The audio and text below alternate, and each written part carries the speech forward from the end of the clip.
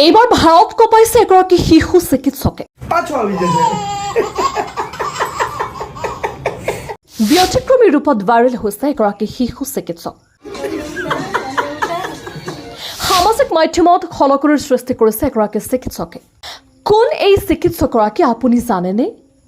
জানিবলৈ চাওক আমাৰ আজিৰ এই সম্পূৰ্ণ প্ৰতিবেদন। এগৰাকী শিশু চিকিৎসকৰ নাম হৈছে ইমৰান এছ পেটেল।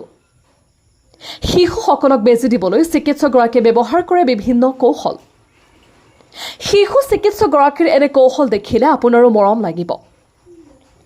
চিকিৎসক ইমানৰ এনে কাৰ্যক সকলোৱে প্ৰশংসা কৰিছে।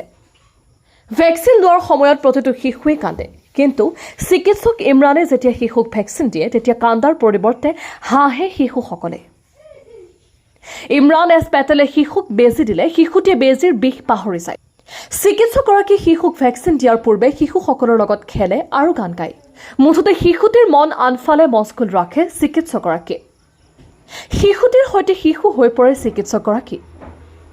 আহমেদাবাদৰ শিশু চিকিৎসক ইমৰান এছ পেটেলৰ ভিডিঅ'ত এতিয়া আকৰ্ষিত কৰিছে সকলোৱে।